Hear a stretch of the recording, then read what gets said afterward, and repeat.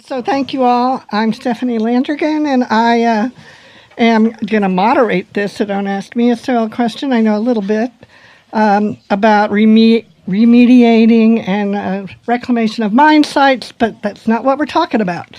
So what we're going to do, where's Nicole? Come on through here. Yeah, sure. Oh, well, I switch. Right.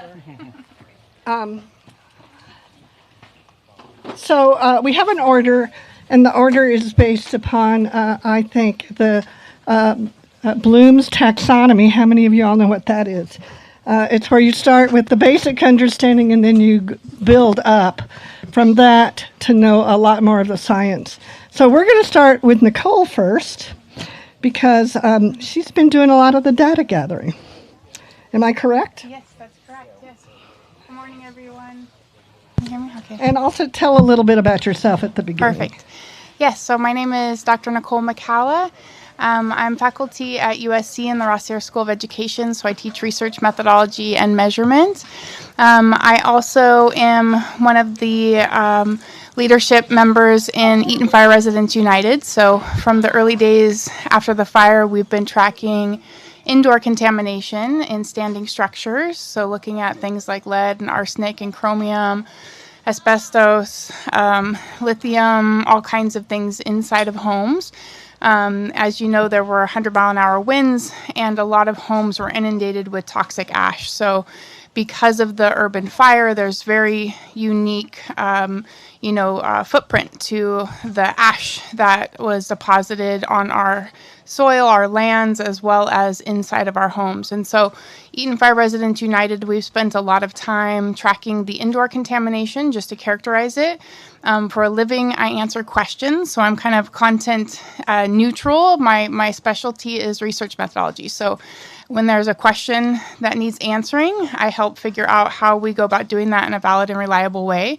And so what we've been doing is a major citizen science project looking at the indoor contamination as documented in industrial hygienist reports from homes. So these are professional tests and professional laboratories that have looked at this.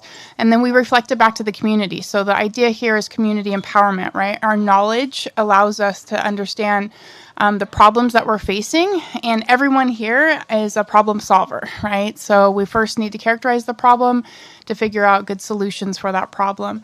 Throughout the course of last year, we also started moving into the outdoor contamination, looking at our soil, right? Because we have to think about our recovery in a very holistic way. We can't just address the indoors. We can't just address the outdoors. Everything is interconnected, right? We can't just address one lot, our neighbor's lot, our entire community, right? We have churches, schools, businesses, homes, right? And everything is interconnected. We occupy all of these different spaces. And so thinking about a holistic community-wide approach to recovery, right? When I think about returning, rebuilding, and recovering, I like to put the word safe in front of that, right? So the safe return, the safe rebuild, the safe recovery. And the good news is there's a lot of amazing people that are tackling this problem, right? We have a lot of amazing community-based organizations and community leaders that have risen to this challenge. And so I think, when it comes to soil remediation, right, we have lots of different options, and we'll hear about that today. I'm part of the team that looks at tracking this, right? Looking at effectiveness, looking at data, returning that to the community so that we can monitor what's working, what needs to be shifted and changed over time. And so we're in this for many, many years, right? So we need to set up the systems that we can track and learn about what's effective in addressing all of these contaminants, right? So some of it can be overwhelming. I'm not a soil scientist. I've learned a lot from my colleagues up here. It can be super overwhelming thinking about, how do I interpret my results, right? First, it's what do we test for, right? And a lot of the free testing that's been available to folks has been very limited in nature. And part of that is because these have been propped up and funded by philanthropy or higher education grants, right? So they're limited in what they can test and how they can test.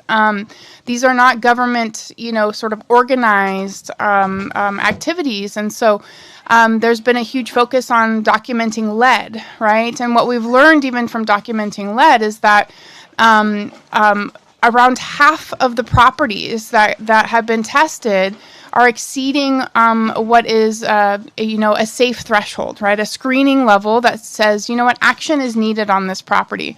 And what we've learned from the way that testing has been happening is that these are composite samples, meaning you go around your yard, right, and you pick up multiple, you spoon some dirt into a bag, and you are mixing, right, the soil from different parts of your lot. And so what that means, if you imagine like bath water, right, you've got like hot water, you mix it with cold water, you get warm water, right? So when we have a composite sample, it's this average basically from the lot. And so when you come back with an average, and if you look at CAP LA, USC Clean, the LA County Soil Testing Program, all of them are coming back with these composite results around 50% of properties, and give or take 5 percentage points. They're all pretty much similar. The two toxins that they're finding regularly are lead and arsenic, right? Other things come up frequently too, and our soil scientists here will tell you about that. But what that means is that when we've got about half of our properties coming back with lead that is exceeding, this threshold where action is needed, it means that there's probably hot spots on your property that are even higher, right? Because you mix hot, cold, you get medium, right? So we've got to think about really consulting with experts to come and figure out, where do we have these really hot spots on the property? Where do we really need to figure out these solutions, right? And another thing that I think can be overwhelming, as just a regular citizen, is these different thresholds, right? And so we'll hear today a little bit about thresholds and, when you, depending on who's analyzing the data, right, they're shaping the narrative, right? Everybody shapes the narrative. And so there's different thresholds, right? And some, we have a recent publication from the Department of Toxic Substances and Controls, right? And they've put out new communication around soil recovery after a fire, and they've established some of these screening thresholds, right? There's other thresholds from the EPA, there's other thresholds from Santa Susana Laboratory, right? There's all these different thresholds, and so as a citizen, you're like, well, which one do I believe, right? Which one is right for me? The way that I think about it is there's all different sort of safety screening levels, right? And if you think about speed limits, right, this is something we deal with every single day when you drive your car. When we're passing certain areas of town, like a school, we have a lower speed limit, right? When we get on a 2-lane highway, right, we might have a little bit higher speed limit. When we get on the freeway, the speed limit goes up. So what's considered, quote unquote, like a safe driving speed kind of varies depending on where you're driving, right? And where you're driving past, right? The context of that. So it's the same thing with soils. If you have children or you're immunocompromised or you're going to be actually, planting fruits and vegetables, you're going to want a lower screening limit, right? So just like that lower speed limit, you're going to want something a little bit more conservative. If you're not necessarily going to be using the land a lot, right? And you really just need to trap that contamination so that it's not spreading, you might go for a little bit of a higher screening limit, right? So think about it as empowerment. We have choices. And this stuff, we can figure out what is right for our families and our communities, but really in a holistic approach. So I'm going to pause there and turn it over to the actual experts in this, because this is just how I make sense of it. So right. Thank you. Christine's going to talk, and what they're going to be doing is talking about the processes they're doing for remediation. Then we're going to come to Danielle, who's going to talk about her soil testing machine and other ways that she is working to remediate. And then we'll talk here with Harry. He has 2 first names. That's always hard for me. And Harry is from the EPA, and he's going to talk to us about actually some of those numbers and where they come from. So, Christine. All right, thanks. Nicole, fantastic job. Gosh, you could tell we've been talking. This is great. Christine Lenches-Hinkel, founder president of 301 Organics. We are a small business here in Altadena. We've been doing soils work and organics management and recovery work for probably over 15, 20 years now in this neighborhood. I'm born and raised here in Altadena. I'm one of you. Have lost a lot. I haven't seen you in so long. See, oh my God, Avison. So the work that I do now, we've definitely pivoted from regulatory compliance work with keeping organics out of the landfill and trying to recover that and putting it to best and highest use. We were at the Rose Bowl Stadium for 8 years, developing and designing and building out their organics recovery and diversion program. But at the same time, building a workforce, to learn all about this topic, this subject matter. We recovered that food waste. We turned it into compost, a soil amendment, a chemical-free fertilizer alternative, tested it on the grounds, and we're very, very close to a major transition at that institution.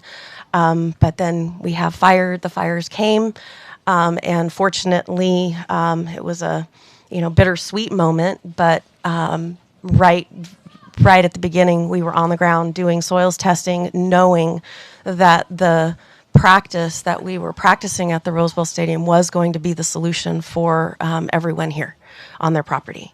Not just in the short term, where we needed to get the ground covered with living organic matter, but also thinking ahead, more long term, during rebuild, what's going to happen with the vegetation. It's going to continue to grow, right? And you're going to need to still manage it, right?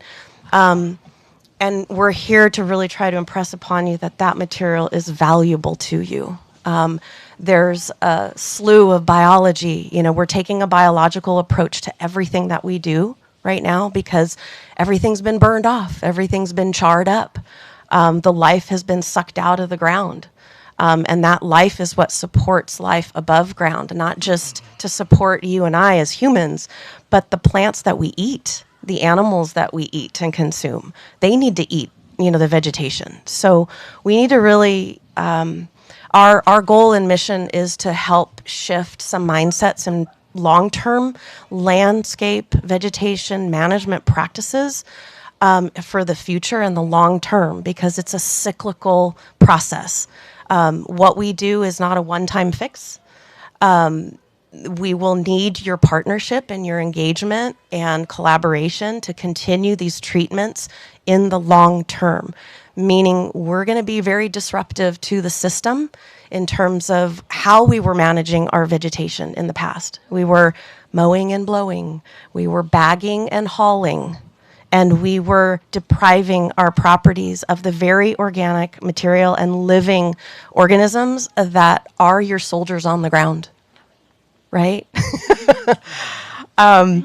One thing to note is that we were very much, behind the scenes while everyone was just struggling to just survive, right? And find their way through this tragedy. I was fortunate enough to be at a distance, even though born and raised in Pasadena and Altadena and raised my kids here. I knew the community very, very well.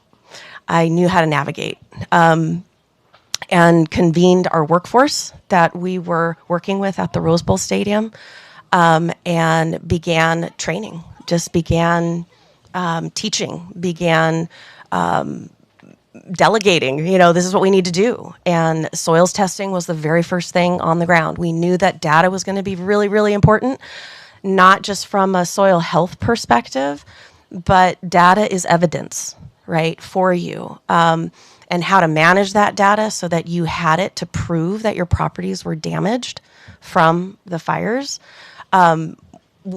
We wanted to collect that, right? And we needed to have as much of this data for you as possible down the road when it's needed. And now that things have settled somewhat, there's time to have these more extended conversations, but please know and trust that we are with you. Our team is small and mighty, but we've got all of our processes in place. There's many small businesses that have band together, that are supporting one another for a common goal, which is to recover organic material that's being generated within the community, process that into the very product and biology that we need to put back onto your properties. We're losing a lot of tree trimmings and trees and mulch, and even we're losing food scraps too still. But we're on the front line. We have been on the front line. And as you'll see at our table, after a year's worth of data collection, both on the front end of collecting baseline information of where people's the contaminant levels are on each other's property. And yes, we were doing the hotspot testing because we wanted to go back to those sites and see how well our treatments were working. And I'm here to impart you with some hope that there is a path forward, that there is a process in place. We are seeing the data that's promising, okay? We're past that magic 30 mark of a data set that now we're seeing more normalized results. So please check out our poster boards by the table. But again, what's most important here is biology. It's a nature-based solutions approach. It's a non-mechanical, non-extractive, non-disruptive.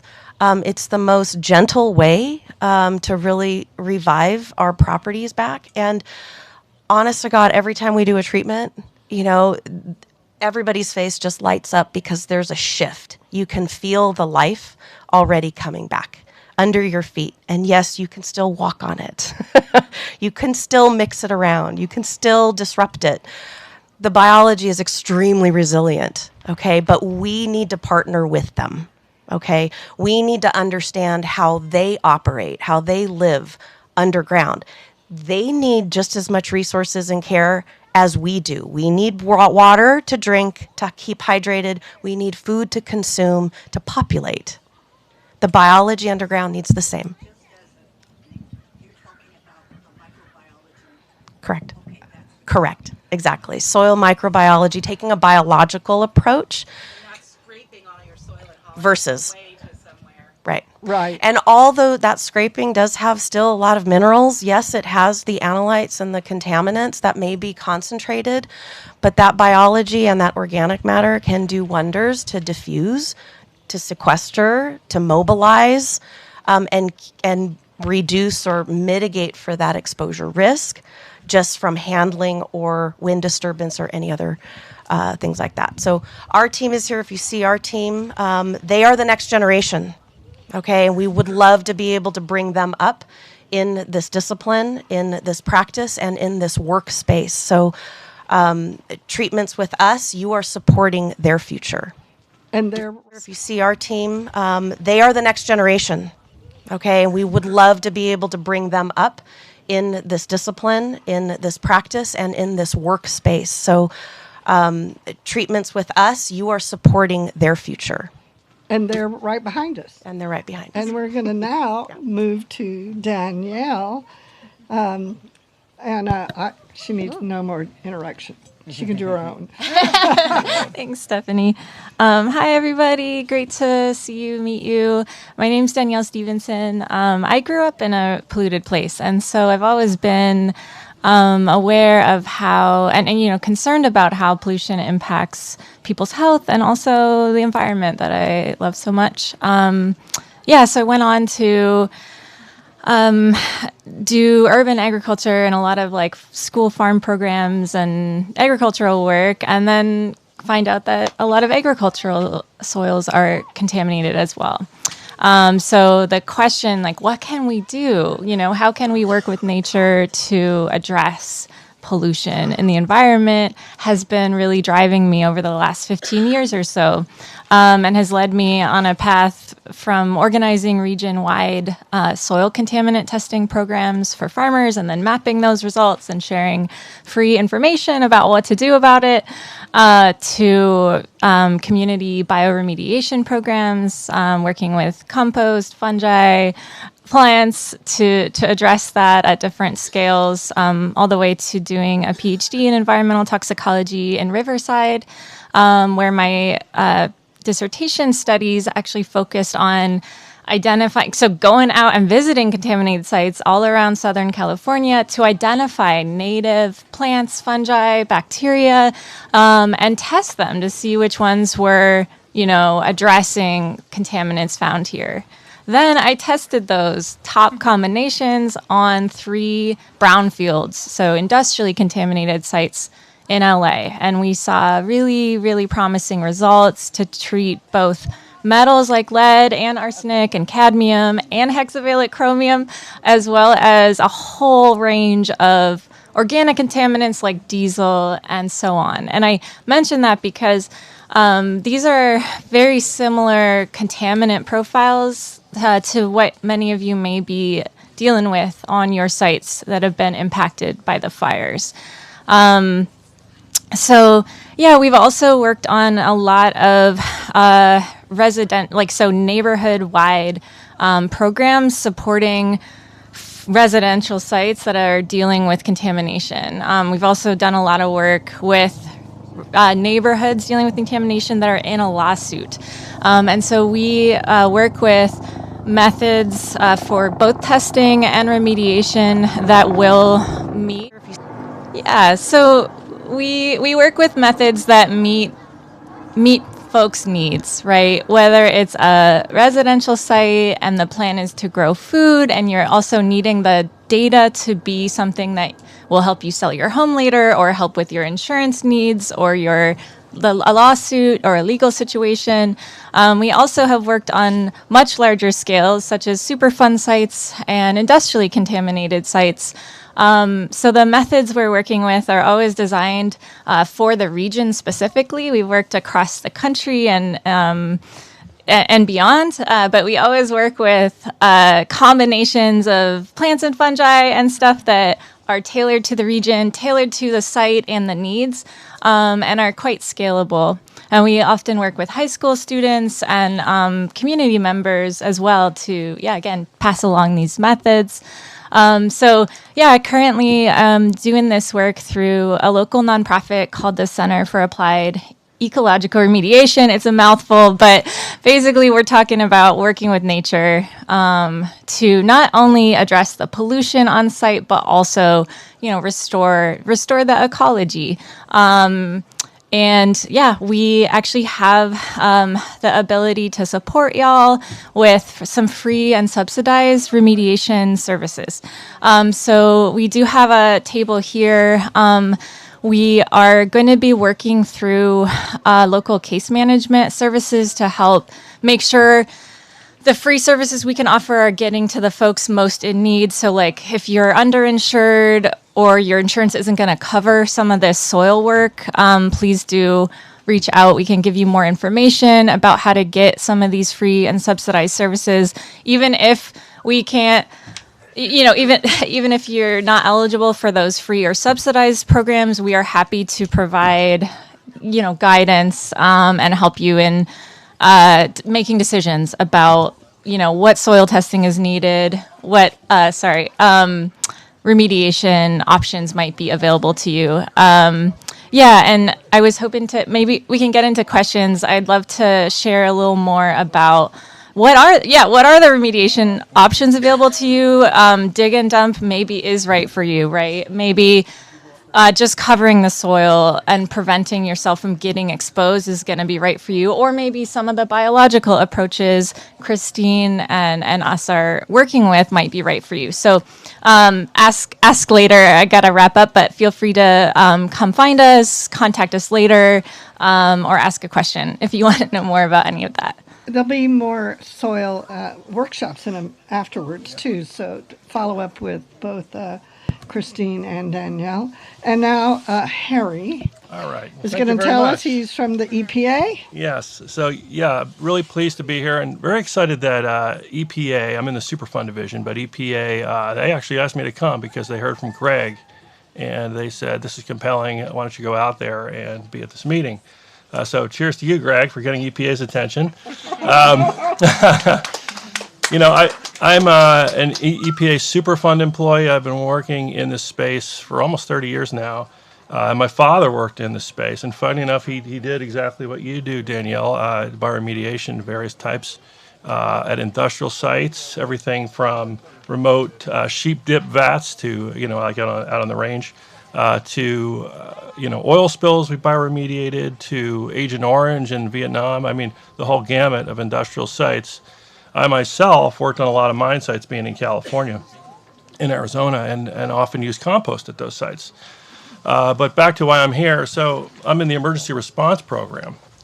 So basically, we're going to oil spills and fires. We're going right along with the county. I was at an oil spill just yesterday nearby. We ride along with the county, and then we get polluters to clean those sites up, or we use the Superfund to do it ourselves. So I've got a long history doing that. Everything from uranium mining to radioactive contamination to fireworks, all sorts of weird stuff. Funny enough, this particular business of responding to wildfires has consumed EPA, especially in California, since about 2007. So the fires have been so big, and including so many strange contaminants, that we've been tasked by FEMA to get out there and check each property. So when you drive around, you see little signs to complete with our little logo. That's my team that did that work. Thank you. You're welcome. It's a great honor to do it. I live nearby. I'm in South Pasadena. I had a little bit of soot and ash and smoke on my own property. But I've been to 10 or so big wildfires in California and in Lahaina. And what we do is we go first in, we pick up the hazmat, we look for batteries, munitions, propane tanks, paint, anything dangerous, and we scoop that stuff up and we get out of the area. In this case, with the administration change, we got a 30-day notice. Get this done in 30 days. We brought about 300 EPA men and women from around the country to assist, and another 1,300 contractors from all over, including people we trained in Lahaina. They came here from Saipan doing typhoon response in Guam. They came here to help EPA get our mission done in 30 days. It was a big burnout. A lot of us were just totally shell-shocked after we had a counseling program, the whole 9 yards. But, dealing with this contrast between only being able to get the worst of the worst and our regular job of treating communities and trying to get in there and address contamination has been a challenge. That was a big part of our challenge. And since I live nearby and have this skill set, I really wanted to contribute, in particular in this school that the three of these fine colleagues have talked about, both measurement, application of compost, and bioremediation. So I'm real pleased EPA allowed me to come out. They had me doing soil testing here the last 2 weeks to sort of cover up some of the, or address some of the things we missed. I don't know, that was a Freudian slip. Anyhow, so happy to be here and really happy to give advice. So EPA, because of this work we've done, including mine reclamation, we have about 50 years of information and advice on how to do bioremediation and compost. And I've consolidated some of that for a public document, hopefully we'll release. But just to say, I'm meant to talk about the action levels, the 80 versus the 200, and how this relates to these tailored solutions. Because as a practitioner, what he means is there are different numbers from the feds and the state. And the state. That's what he's talking about, the difference. Yeah, and almost every hazardous substance has a number. There's a number for polyaromatic hydrocarbons. There's numbers for different ranges of oil. There's numbers for exogenous, organic contaminants like toxaphene being an herbicide. We have these numbers for soil exposure. And they're based on toxicological studies and epidemiological studies. Some of these contaminants cause cancer and others just pose other toxic hazards. Lead is not a cancer-causing agent, but it poses toxic risks. And arsenic, on the other hand, is a cancer-causing agent. So with lead, there's no safe level of lead, but we deal with a lot of lead. There's lead all over. Background levels in LA I've seen as high as 180 or even higher. I've done property assessments in LA related to businesses and abandoned businesses and cleanups as well in Oakland and in Los Angeles. So we've got these numbers we've got to use. So when we approach a site, we sample that soil, not unlike the way Nicole described. We do a combination of hotspot testing and area-wide testing. The area-wide testing is meant to fit the assumptions of a person living on a property and getting a small amount of contamination each day. The difference between the 80 and the 200, EPA has 200 and the state has 80, is that there are more modeling assumptions in the EPA number, and it's a little more flexible. It's not as conservative or as protective, you could argue, because the other one is more precautionary, but there's a lot more flexibility.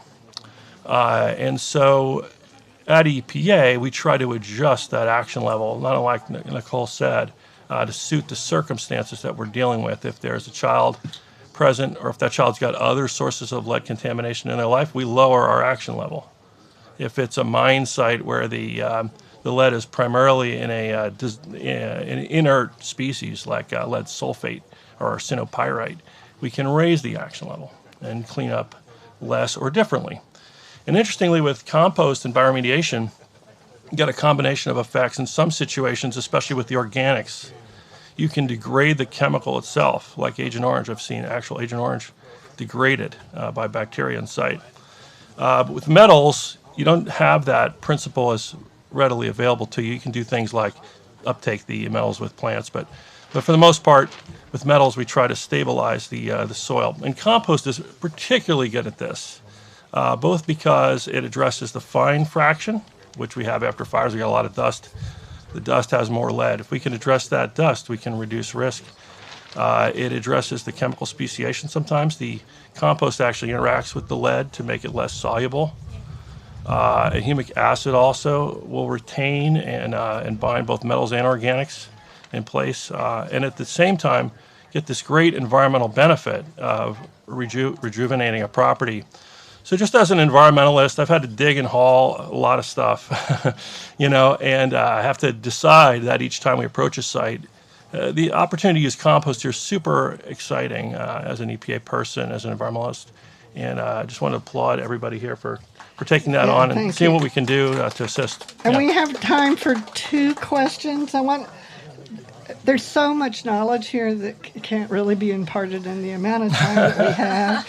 I really feel like, you really need, to capture each of these people. Super exciting as an EPA person, as an environmentalist, and I just want to applaud everybody here for taking that on and seeing what we can do to assist. And we have time for 2 questions. There's so much knowledge here that can't really be imparted in the amount of time that we have. I really feel like, you really need, to capture each of these people and talk to them. Christine. I have a quick question. There's not a lot of talk about the asbestos that might be in the soil. My house was on a slab, had asbestos probably underneath the tile. There was a lot of asbestos that they cleaned up, but they stayed within that, burn area. Yeah. And then we had rains, and so is that something I should be testing for in the soil? Can someone come out and take a look? Go ahead. I could probably speak to that just because for the full year that we were gathering or doing testing, not one of our samples from the properties in the soil showed up positive for asbestos. So you were testing for Yeah, we were. Yeah, we were. And we were also testing for VOCs but that wasn't coming back high either, like not above thresholds. So after that year and after having analyzed everything, now we're scaling back and just for our purposes to document, for your purpose, to show damage and then, get reimbursements. We're limiting it now to just the hydrocarbons. So the diesel, gasoline, and motor oil category of hydrocarbons, and then the CAM-17 heavy metals. Yeah. But that testing is important, right? That's how you would, if you suspect that there's asbestos, test for it, right? Test for it and make the plan. Every site is different, right? So I know what they do when they're in a structure or whatever, but they can do the same Yes, thing by yeah. just going out there. Yeah. Okay. Yep. Thank you. Hi, Michael. Michael Whitman here from Blue Sky Biochar. I've been working with biochar for 20 years, and I have worked in remediation projects. And what we have found with biochar, in addition to all the mitigation processes that we're doing, biochar is the one that really is the long-term sequester of lead and cadmium and all the heavy metals that microbiology is just not going to really affect. Can limit some of its effects, but to really lock it up, biochar will sequester it permanently in its cell, in its structure, and make it unavailable to the environment.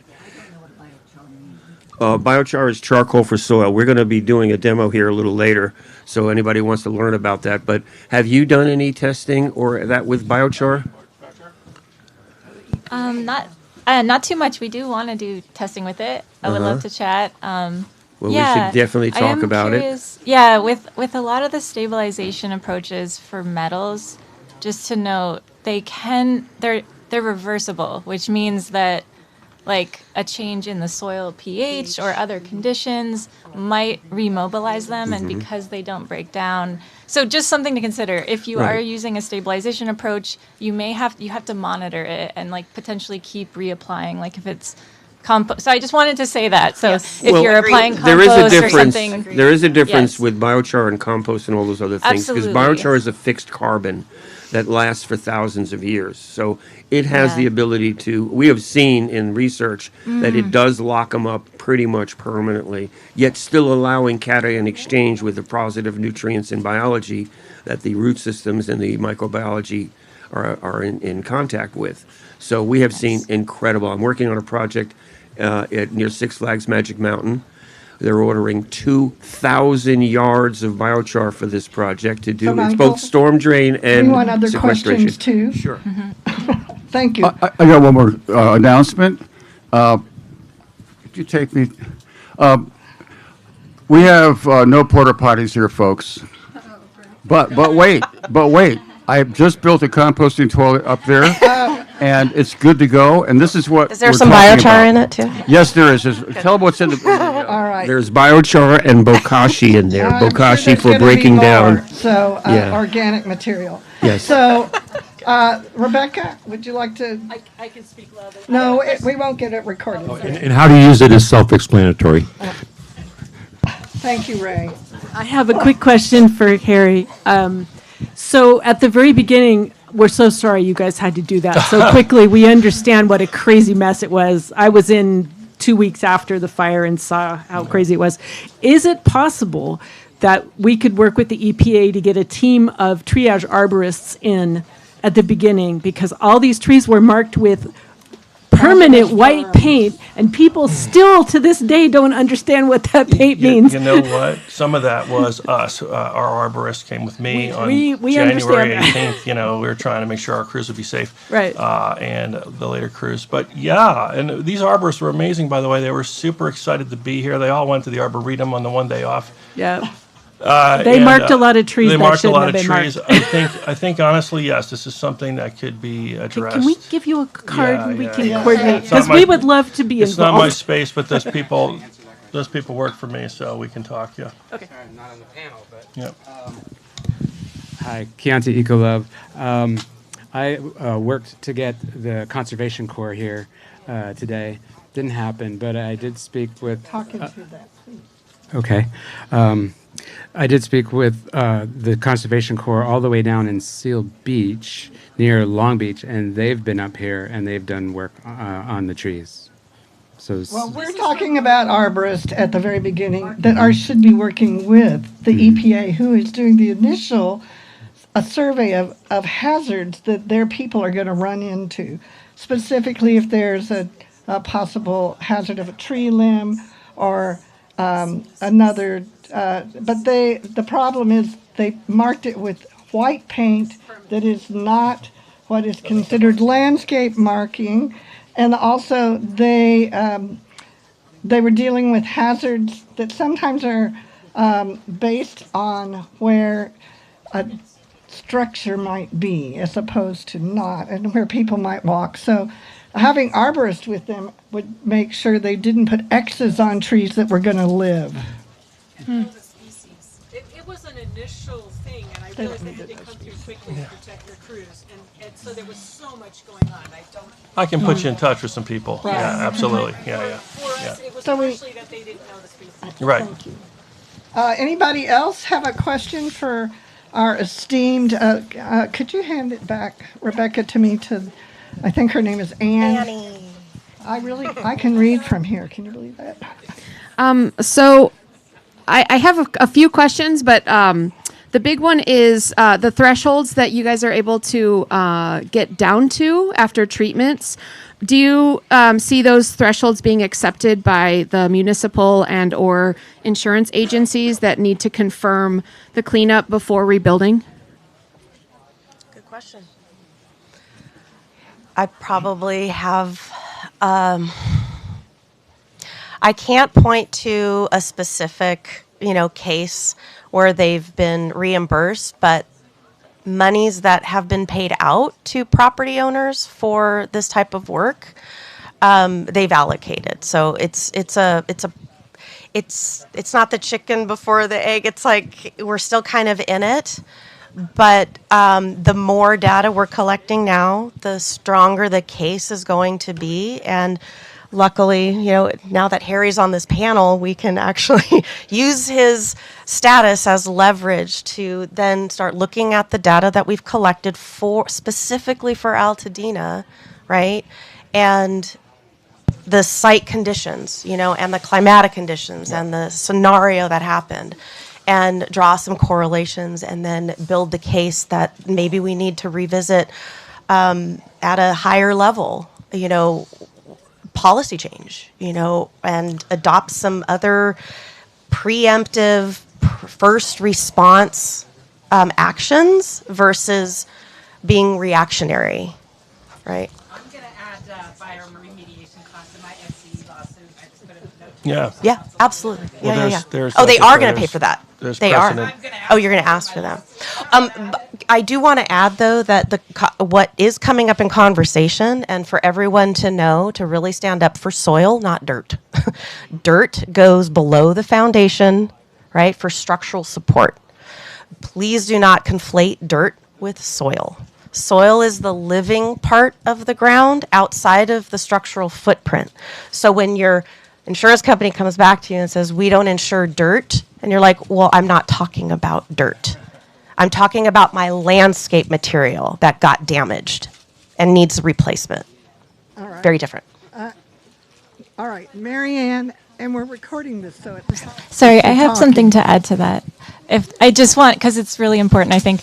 If you are involved in a potential legal situation or an insurance reimbursement situation, it is going to be really important for whoever is you hire to do your soil testing and post remediation testing to follow EPA methods and have defensible everything. And so we have seen that not like, yeah. So I just wanted to raise that if you didn't have enough sample size, if EPA like full chain of command wasn't followed in the collection and the lab it was sent to, and then how, it might not end up being defensible. So something to keep in mind. Make sure you hire folks who can follow all those methods and have defensible soil test results.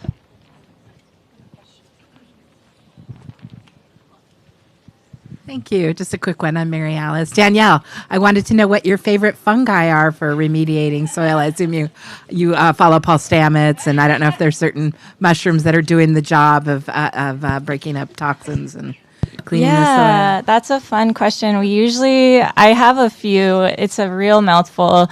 One of my favorite ones are arbuscular mycorrhizal fungi. Realize that's epic. Thank you. Yes. They're amazing. They really help plants grow in impacted soils. And in my research, I found that they can also help plants, certain plants pull up more of those metals to remove them from the soil. And then we also typically combine those plant helper fungi with decomposer fungi that are really good at breaking down the extra hard to break down contaminants like dioxins and some of the really nasty stuff after fires, PFAS even, that bacteria have a little bit of a hard time with. So yeah, so we tend to work with a combination of those two categories. The exact species depends on the site and the contaminants and things like that. Got any spores? We have you covered for that. If you need spores, check us out. We have some just on display at our table. Thanks. Thank you. And we have one more. Yes. Oh, wait, let's get that mic over to you. All right, that's the last question. You're You'll have to tackle the Is this panelist. on? Is this on? This is on. Oh, I was just wondering if when you test the soil initially, like right after the fires, and then you test them a year later, same soil, is there a difference? Does the contaminant dissipate over time, or does it get worse? Does it get better? There's a lot of fluctuation, right? So this is a long-term kind of monitoring situation. In theory, things get diffused, right? So you've got diffusion happening that could come from rainfall, could come from some of the microbiology. But we've also got activities that are increasing contamination on lots of like trees that have collected a bunch of dust and toxic dust, and then it rains and it comes back on our property, or wind blowing and moving things around, right? And so construction and sort of redisturbing properties, right? So it's complex, I would say. And this is the importance of that testing and monitoring and not expecting a quick fix, right? So looking at things regularly in a treatment phase every 3 months or whatnot, right? So there's going to be fluctuations, and that's to be expected. But the trend that we're looking for is that overall decline, right? And that's what we've seen historically. So, and in the promising early data. Yeah, we are. And what's really cool is that we wanted to get a quick snapshot of our treatments, and so we were able to turn around results within 2 to 3 weeks, just to see if we were on the right track. Was the biology that we reintroduced, is it populating? Is there a tick up in that biology? Are the elements going down? Whether they went down below threshold or not, if we were seeing a tick down, then in 2 to 3 weeks, we're like, okay, we're on the right track. Let's stay on this track, but we've got to still maintain it. We are now at that point where we're collecting 3-month, 4-month, 6-month samples after the initial treatment from last year's treatment. So we're getting more data back, but the fluctuation part, this is very key. This is not a linear process. We are hypothesizing, and actually it's being validated in the science that, our plants, they sequester carbon from the atmosphere. They pull that carbon down and then transpose that underground. So you can just imagine carbon particulates, right, being captured by the leaves of the surface of the plants. The rainfall comes, it flushes off, it goes back into the soil. You test after a rainfall event, you might have higher levels. And there is a lot of, I would say, particulate transportation that still continues because of the failure of all of our sites to be remediated. And we have a terrific group here. I want you to give them a hand. And I think EFRU has still information on how you can still get soil testing. And we're going to let Greg, he's anxious to talk to you. But thank you all for your attention, and thank everybody here for all you've done. Thank you. Greg, I'm giving it to you now. Good job, team. In a minute, not right now, but in a minute, we have some lunch for you back here. I've already heard that it's delish. It's provided by Fair Oaks Burgers. And Fair Oaks, you might know, has been supporting our community for a long time. And they were paid for their efforts by the charitable foundation called Support and Feed, that I think is by the Billie Eilish Family Foundation. Right? Go buy her whatever they do. Don't do albums anymore, do they? Whatever they have, go buy it. Don't borrow it from your friend. Go buy it. And what else? I've learned more today about fungi than I have in a long time. I've been called a fungi my whole life, but now I know that there's other ways to interpret that, and I appreciate that differentiation. Who's learned something today? Anybody? All right. Who's ready for even more stuff after we eat lunch? Very cool, right? Okay, we'll see you back here in about 45 minutes. Demos. All right, so there are about 14 different tables around here. We're going to be creating some biochar over here. There are bins over here that are compost bins that we're going to use to remediate our own soil as you see in process, but also share that with the community. All kinds of tables here from the Department of Mental Health, Climate Facts, I mean, on and on. These people are great. Please check them out, ask them questions. Really quickly, there's a couple other resources I want to point out. At a table over there, we have some information from Habitat for Humanity that has an accelerator fund for soil bioremediation. So that's amazing. They have up to $10,000 per household available. We have a post-fire soil cleanup decision guide to help you figure out the right cleanup path for your property. We have a QR code to Eaton Fire Residents United. If you are not already a member of that organization, that's a way that you can help stay up to date on indoor and outdoor contamination as well as resources. And then we also have a fire resilient bioremediation and landscape recovery consortium that is funded by the California Community Foundation. Right now we are doing a soil assessment survey for folks to gauge interest in bioremediation and knowledge. Responses to that will be compiled to apply for additional grants for our community to demonstrate need and interest in workforce development, education, as well as treatment for sites. So multiple things that you can scan to participate if you want to keep going down this path. Cool, thank you. Let's eat.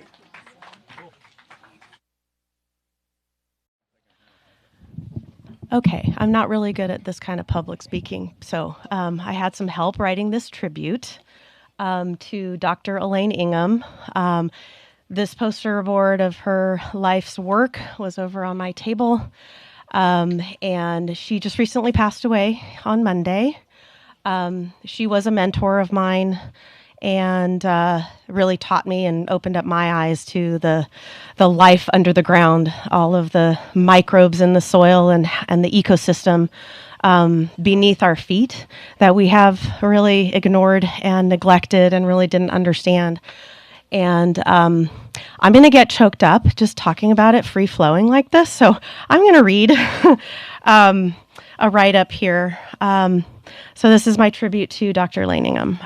There are people whose presence alters the course of a life so profoundly that the world looks different afterward. Clearer, more connected, more alive. For me, Dr. Elaine Ingham was one of those rare and irreplaceable guides. She opened a doorway into the living world beneath our feet, and in doing so, she opened a doorway inside of me as well. Elaine was a pioneer long before the world was ready to understand what she saw and knew. She was a trailblazer who refused to look away from the truth in the soil, even when it challenged long-held assumptions. She carried her science with a kind of fearlessness, but also with a compassion that made her teachings accessible to anyone willing to listen. She embodied a balance that is almost impossible to find: professionalism and warmth, rigor and intuition, precision and generosity. She led with wisdom, but also with care, nurturing, and a kind of grounded love that made people feel capable of seeing what she saw. Her patience was unmatched. Her steadiness was a gift. Her ability to guide people gently out of their own narrow perspectives and into the vast, intricate world of soil biology was something I have never experienced with any other teacher or mentor. She didn't just teach science. She taught a way of seeing, a way of paying attention, a way of honoring the life that makes all other life possible. I was fortunate to walk beside her as a collaborator and partner in our work at the Rose Bowl Stadium, where we developed testing protocols, interpreted data together, and applied compost extracts and teas to the grounds. Those early pilot studies were more than experiments. They were the beginning of a new way of thinking about land care. a new way of restoring ecosystems by restoring the biology that sustains them. The work we did together there became the foundation for what is now being applied across the Eaton Fire Zone, where her teachings continue to guide the recovery of soils scarred by fire. I know she would be proud, deeply proud, to see her science being used to heal the land after the Eaton and Palisades fire. Proud that her life's work is not sitting on a shelf, but living in the soil, in the hands of people who believe in the power of biology, in the communities rebuilding from the ground up. Proud that her legacy is not just knowledge, but action. Elaine changed the way I see the world. She changed the way I work, the way I listen. Maybe not so much, I don't know. The way I understand life itself. Her influence is woven into every decision I make in the field, every treatment we apply, every conversation I have with a homeowner trying to understand what comes next after fire. She is present in the soil we restore, in the ecosystems we help bring back to life, and the movement she catalyzed, one that continues to grow because she taught us how to see. For all of this and for so much more, I carry deep, deep gratitude. Her guidance shaped me personally and professionally. Her mentorship expanded my understanding of what is possible. And her spirit continues to live in the work we do, in the landscapes we heal, and in the communities who benefit from her vision. So thank you, Elaine, for everything you gave, your brilliance, your courage, your heart, and your unwavering belief in the life beneath our feet. Your legacy is alive, and it is growing. Thank you.